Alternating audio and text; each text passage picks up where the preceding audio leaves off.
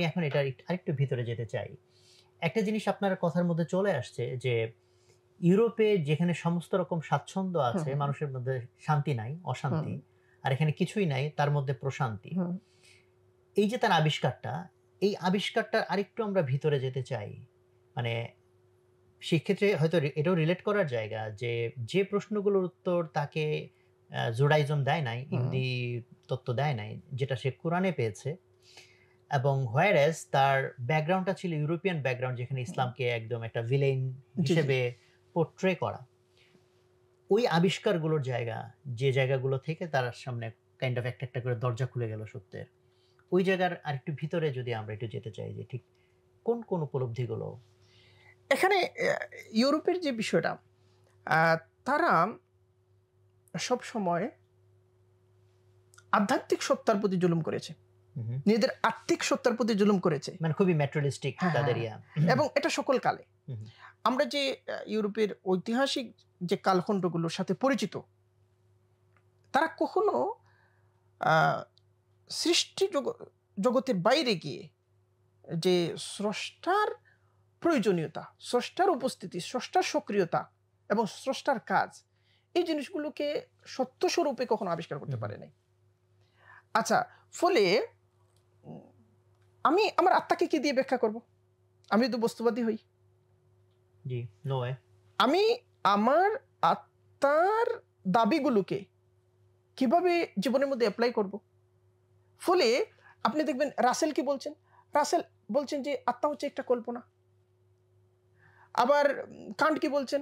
Kant আত্মাকে মানে উপেক্ষা করছেন। আত্মাকে আ মানুষের মানে দৈহিক যে উপাদানগুলোর একটা মিশ্র অনুভূতি বলছেন। এর মানে হচ্ছে ইউরোপীয় দর্শনের গোটা ব্যাপারটা হচ্ছে যে আত্মাকে আবিষ্কার করতে না পারার ফলশ্রুতিতে তাদের মধ্যে যে জ্ঞানগত যে চাঞ্চল্য এবং অস্থিরতা, এই অস্থিরতাকে প্রশমনের জন্য নানা ধরনের যুক্তি বিনির্মাণের চেষ্টা। হু, হু। ফলে তাদের আত্মাটা যুক্তিতে পাওয়া যায়, সারবস্তুর মধ্যে পাওয়া যায় না। হু, হু। তাদের আত্মাটা দার্শনিকদের চিন্তা শৃঙ্খলার মধ্যে হাজির হয়, সে জীবন্ত সত্তা হয়ে হাজির হয় না। রাইট। এমত অবস্থায় এটাকে একটা ভ্যাকুয়ামই বলা যায়, তাই না? হ্যাঁ, এরকম ব্যাপারটা হয়েছে। তাহলে এখানে এখানে কে সমাধান দিতে পারতো? রিলিজিয়ন পারতো। হু, হু। কিন্তু ইউরোপের যে রিলিজন, দেখেন খ্রিস্ট ধর্ম ইউরোপে গেল, খ্রিস্ট ধর্ম তো ইউরোপের ধর্ম না। এটা ফিলিস্তিন এবং সিরিয়া থেকে সম্প্রসারিত, মিশরে গিয়েছে এবং সেটা ইউরোপে গিয়েছে তাও বিশেষ একটা প্রেক্ষাপটে, এবং সেটাকে তারা নিজেদের মতো করে সাজিয়ে নিয়েছে। এখানে তাদের যে খোদা সম্পর্কিত দৃষ্টিভঙ্গি, এই দৃষ্টিভঙ্গি কিন্তু খ্রিস্ট ধর্ম নির্মাণ করে দেয় নাই, এটা নির্মাণ করে দিয়েছে গ্রিক মিথোলজি। আপনি যদি হোমারের মহাকাব্য দেখেন, যে ইলিয়াড এবং ওডিসি, সেখানে তিনি বিভিন্ন মানে পৌরাণিক বিভিন্ন দেবতার কথা বলেছেন। এখানে যে পৌরাণিক দেবতা, ওই দেবতাগুলো তাদের খোদার সবচেয়ে আসল চিত্রকল্প। এখানে দেখা যায় যে খোদার সাথে তাদের সম্পর্ক, মানুষের সম্পর্ক হলো শত্রুতামূলক। এই যে আমরা পবিত্র আগুন চুরির কাহিনী জানি, প্রমিথিউসের কাহিনী জানি, পেন্ডোরার বাক্সের কাহিনী জানি, যে খোদা পবিত্র আগুন রেখেছিলেন, সেটা মানুষের পক্ষ থেকে একজন চুরি করে এনেছিল। কেন চুরি করলো মানুষের পক্ষ থেকে? এই কারণে খোদা তাআলা মানুষের উপর শাস্তি দেওয়ার জন্য পেন্ডোরাকে বানালেন, পেন্ডোরার হাতে একটা বাক্স দিয়ে পাঠিয়ে দিলেন পৃথিবীতে, এবং বলে দিলেন এই বাক্স খোলা যাবে না, কিন্তু পেন্ডোরার মধ্যে ঢুকিয়ে দিলেন বাক্সটা খোলার আগ্রহ। পেন্ডোরা এসে বাক্সটা খুললেন, বাক্সের ভিতর থেকে বেরিয়ে আসলো চুরি, খুন, ডাকাতি, হত্যা, প্রতারণা, স্বৈরাচারী শাসন, সমস্ত কিছু বেরিয়ে আসলো। এর মানে কি? পৃথিবীতে যা হচ্ছে, যত অনাচার, সমস্ত কিছু খোদার পক্ষ থেকে মানুষের উপর প্রতিশোধ। এর মানে তাহলে মানুষকে কিভাবে মুক্ত হতে হবে এই প্রতিশোধের চক্র থেকে? খোদার বিরুদ্ধে তাকে লড়ে যেতে হবে। এই যে মানে খোদা সম্পর্কিত দৃষ্টিভঙ্গি, খোদার সাথে মানুষের বৈরিতার এবং খোদার সাথে প্রতিনিয়ত একটা লড়াইয়ের। আপনি দেখবেন যে বাইবেলের মধ্যে হযরত মানে যাকব, আমরা ইয়াকুব আলাইহিস সালামের কথা বলি, যাকবের সাথে খোদার কুস্তি হচ্ছে। এটা যাকবের সাথে খোদার কুস্তি হচ্ছে, এটা কিভাবে হয়?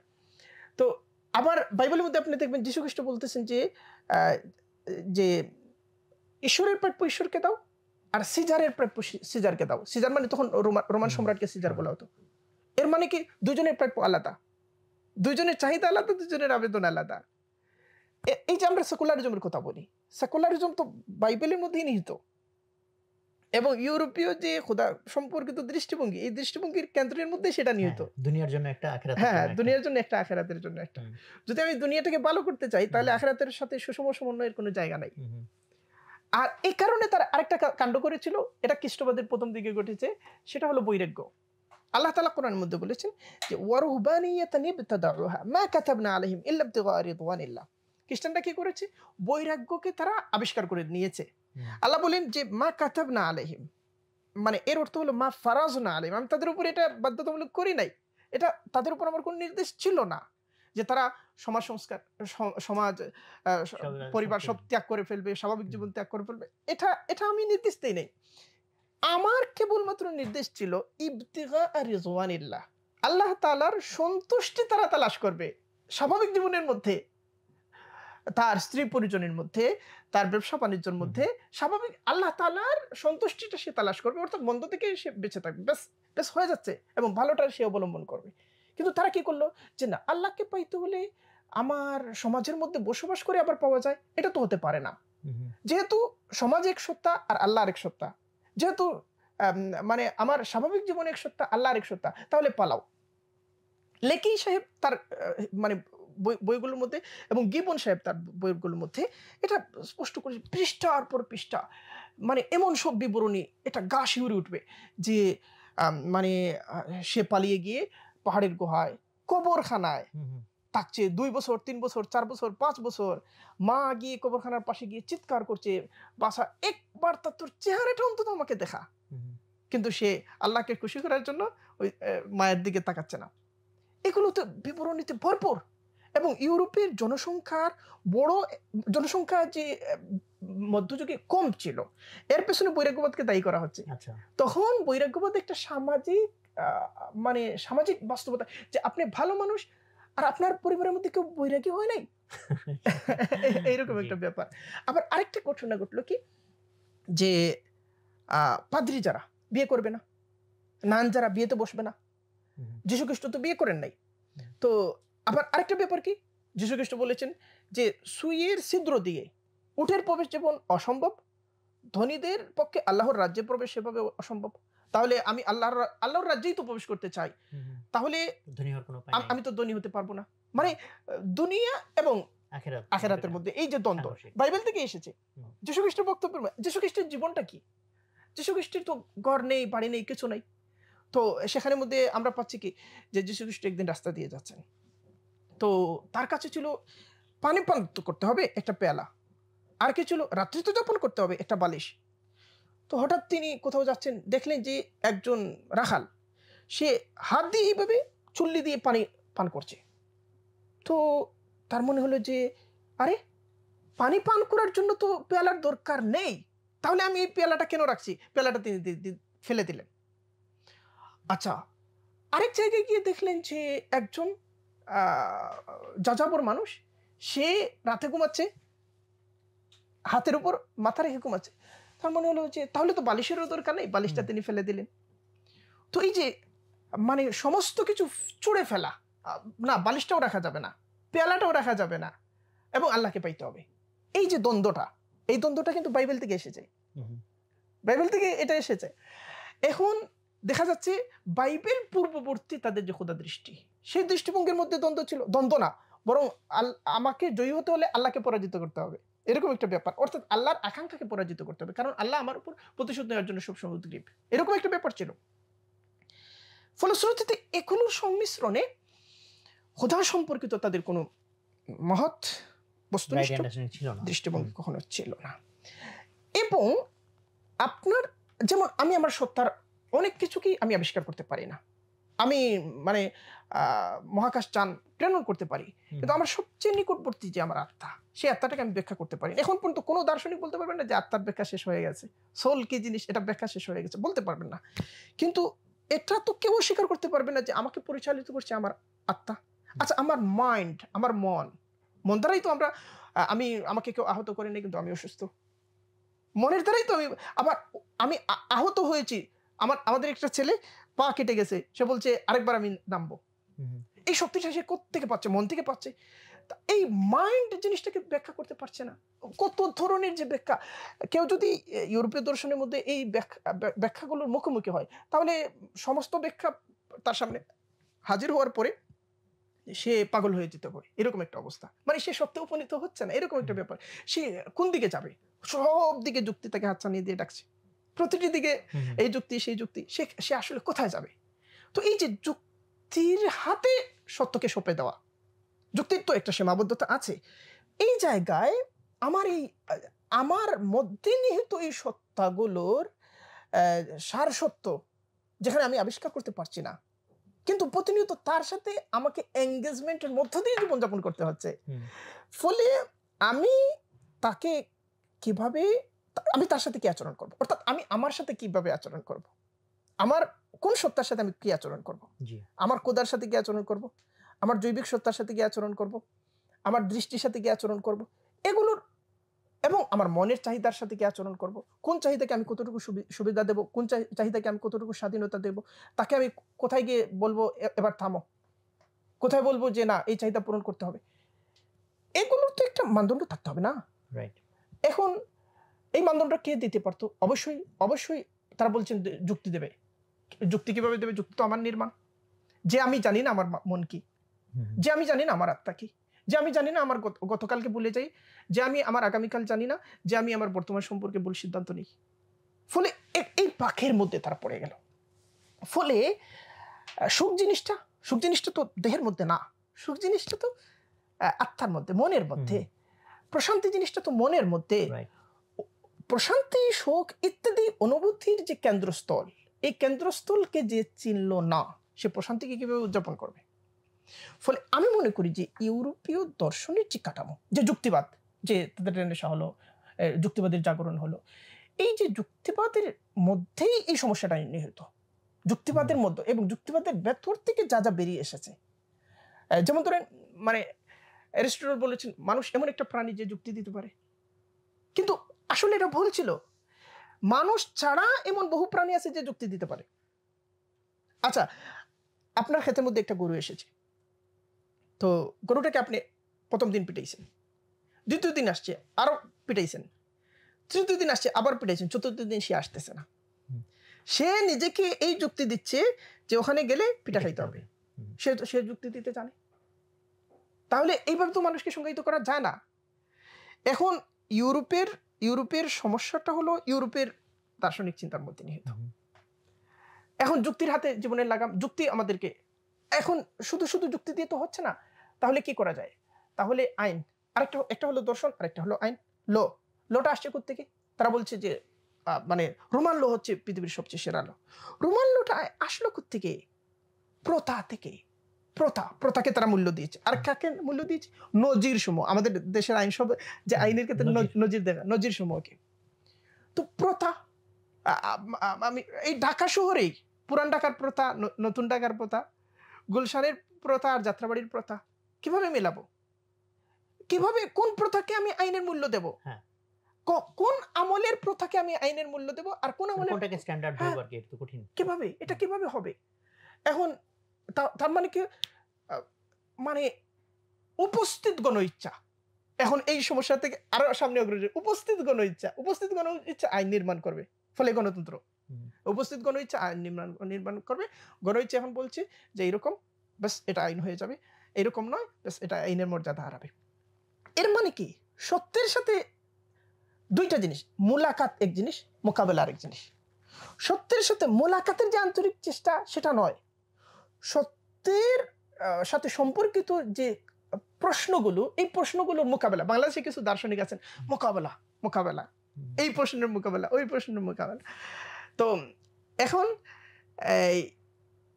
তারা কি করলো, যে এই জিনিসগুলোকে যুক্তি দিয়ে এবং তথাকথিত আইন বলতেই, আমি কোনো জিনিসকে আইন বললেই তো সেটা আইন হয়ে যাচ্ছে না। বিগত সরকার আইন করলো ডিজিটাল নিরাপত্তা আইন, সেটা তো আইন নয়। আইনটাকে আইন হতে হবে না, ইনসাফের মানদণ্ডে তো দাঁড়াতে হবে। তো আইন বলে দিলেই সেটা তো আইন হচ্ছে না।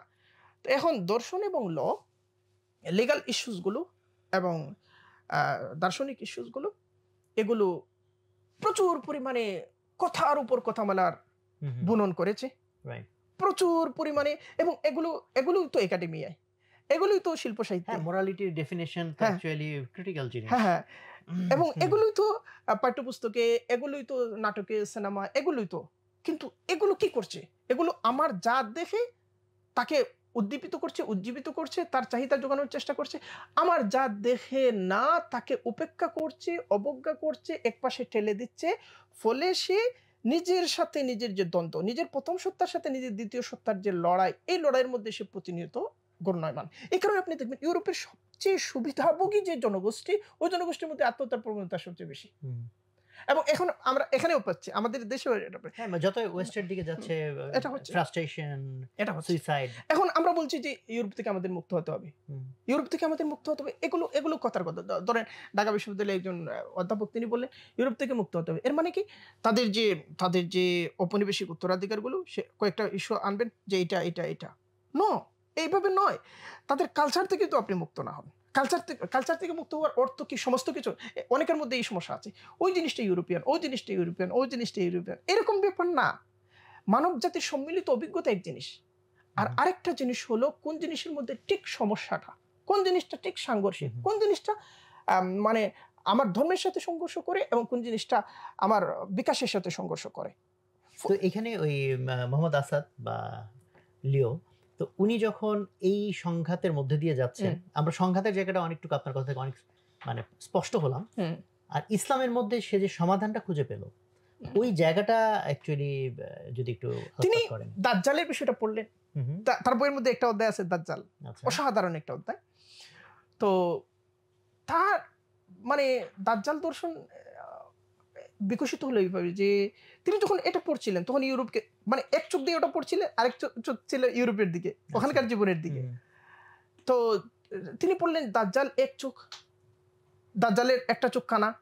আচ্ছা, তিনি দেখলেন যে দাজ্জালের মানে মধ্যে অনেকগুলো মিরাকল থাকবে, অনেকগুলো অলৌকিক ব্যাপার থাকবে, এবং সে সারা দুনিয়ার মানুষকে মন্ত্রমুগ্ধ করে ফেলবে, তার পেছনে মানুষ দৌড়াবে, এবং সে চাইলে এটা গোটাতে পারবে, ওটা গোটাতে পারবে, সে কৃষির মধ্যে এটা গোটাবে, সে আবহাওয়ার মধ্যে এটা গোটাবে, সে উৎপাদন ব্যবস্থার মধ্যে এটা গোটাবে। তিনি ওগুলো পড়ছিলেন এবং ইউরোপীয় অভিজ্ঞতার সাথে মেলাচ্ছিলেন, প্রতিটি ঘটনাকে মেলাচ্ছেন। এবং যখন তিনি ট্রেনের মধ্যে মানে বিপুল পরিমাণে মানুষের সমাগমের মধ্যে ট্রেনে, তখনও তিনি ওই মেলানোর প্রক্রিয়ার মধ্যে ছিলেন, ট্রেনের মধ্যে বসে বসে ওই মেলানোর প্রক্রিয়ার মধ্যে। তার কাছে মনে হলো যে আমি তো দাজ্জালের দেখা পেয়ে গেছি, দাজ্জালের সাথে আমার সাক্ষাৎ হয়েছে। সেটা কোথায়? সেটা হচ্ছে ইউরোপীয় সভ্যতা। আপনি যে বাংলাদেশে দেখবেন বাজিদ খান পন্নী নামে একজন আছে, ওনার একটা বই আছে যে ইউরোপীয় সভ্যতা হচ্ছে দাজ্জাল। এখন মোহাম্মদ আসাদের এই আবিষ্কার তো তার আত্ম উপলব্ধি, এবং এটা তার হাইপোথিসিস, এবং এর মধ্যে বস্তুনিষ্ঠতা নানা জায়গা আছে, কিন্তু এটাকে আমরা এভাবে বলতে পারি না, কারণ কোরআন হাদিস দাজ্জালের একটা স্বরূপ নির্ধারণ করে দিয়েছে। তো এখন ওনার কাছে মনে হলো যে না, আমি দাজ্জালকে পেয়ে গেছি, এবং ওই দাজ্জালটা হচ্ছে ইউরোপীয় সভ্যতা। এখন জীবনের জন্য যে দুটি চক্ষু দরকার, একটা চক্ষু সে আমার থেকে ছিনিয়ে নিয়েছে, তাহলে আমাকে কি করতে হবে? আমার দ্বিতীয় চক্ষুকে খুঁজে বের করতে হবে, অথবা প্রথম চক্ষুকে খুঁজে বের করতে হবে। আমার দ্বিতীয় চক্ষু আছে, প্রথম চক্ষুটা আমার খুঁজে বের করতে হবে। তাহলে ইসলাম কিভাবে আমাকে দুইটা চক্ষু দেয়? ফলে তিনি তদন্তের মধ্যে ইসলামকে সামনে আনলেন। কিন্তু মুসলিম সভ্যতার মধ্যে তার সময়ে বিদ্যমান মুসলিম সভ্যতার মধ্যে দুই চক্ষুর নিদর্শন ছিল না, কারণ ইউরোপ আল্লাহকে চিনেছে এবং দুনিয়াকে আল্লাহর জায়গায় বসাইছে। কিন্তু তখনকার কিংবা এখনকার প্রাচ্য কিংবা মুসলিম জাহান আল্লাহকে চেনার দাবি করছে, কিন্তু সে দুনিয়ার সাথে আল্লাহর একটা সংঘাতমুখী সম্পর্কের মধ্যে এখন পর্যন্ত সে আবর্তিত। সে আল্লাহ সুবহানাহু ওয়া তাআলার সৃষ্টি জগৎ কিভাবে আল্লাহ সুবহানাহু ওয়া তাআলার সিফাতের প্রতিনিধিত্ব করে, পানিটা, আগুনটা, মাটিটা, হাওয়াটা, মানব সত্তাটা, পশু পাখি, উদ্ভিদ সমস্ত কিছু কিভাবে আল্লাহ সুবহানাহু ওয়া তাআলার ফিতরাতের সাথে সম্পর্কিত, এবং এগুলোকে বিচ্ছিন্ন করার মধ্য দিয়ে আল্লাহ সুবহানাহু ওয়া তাআলার রুবুবিয়ত, আল্লাহ সুবহানাহু ওয়া তাআলার প্রতিনিয়ত প্রতিপালনের যে চলমানতা, এই চলমানতা থেকে কিভাবে তারা বিচ্ছিন্ন হয়, এই জিনিসটা আমাদের শিক্ষা ব্যবস্থার মধ্যে অনুপস্থিত। ফলে আমরা প্রকৃতিকে, বিজ্ঞানকে, প্রাকৃতিক বিজ্ঞানকে তো প্রকৃতি অনুসন্ধানের মধ্য দিয়ে তো বিকশিত হয়েছে। এখন ফলে সেই প্রকৃতি বিজ্ঞানের সাথে মোলাকাত করতে মুসলিম দুনিয়া এখন পর্যন্ত প্রকৃতি বিজ্ঞানের সাথে মোলাকাত করতে পেরেছে। আপনি কি মনে করেন যে আমাদের সেই মোলাকাতটা হয়েছে সত্যিকার অর্থে? না, সত্যি বরং আমাদের যে পণ্ডিতরা প্রকৃতি বিজ্ঞানের যে ভূমিকাগুলো রেখেছেন সেগুলো তো অক্সফোর্ড, কেমব্রিজ কিংবা এই সমস্ত বিশ্ববিদ্যালয়ে যাত, ওই দর্শন একটা এক্সটেনশন। হ্যাঁ হ্যাঁ, কিন্তু আমরা আমাদের দর্শনের বিনির্মাণের মধ্য দিয়ে প্রাকৃতিক বিজ্ঞানের সাথে যে মোলাকাত, সেই মোলাকাতটা করতে পারি না। আচ্ছা, তাহলে আরেকটা বিষয় হলো মানুষ। দুইটা, একটা হলো মানুষ, আরেকটা হলো মহাবিশ্ব। তো মহাবিশ্বের সাথে আমার মোলাকাত হচ্ছে না, বরং মহাবিশ্বের সাথে আমি প্রতিনিয়ত ধাক্কা খাচ্ছি এবং দেখতে পাচ্ছি যে মহাবিশ্বের সমস্ত কল্যাণকারিতা ইউরোপ জানে, আমি জানি না। ফলে সে পানি থেকে কি আবিষ্কার করতে হবে জানে, সে উদ্ভিদ থেকে কি আবিষ্কার করতে হবে জানে, সে পদার্থ থেকে কি আবিষ্কার করতে হবে জানে, সমস্ত কিছু সে জানে। সে মহাকাশ নিয়ে গবেষণা করছে, মহাশূন্য নিয়ে গবেষণা করছে, সমস্ত কিছু সে জানে, আমি জানি না, এবং সে হীনমন্য। কিন্তু এই যে মানে সমন্বয়ের যে অত্যন্ত শক্ত এবং গভীর একটা পটভূমি তার ছিল, তার পূর্ববর্তী দর্শনের মধ্যে বিদ্যমান ছিল।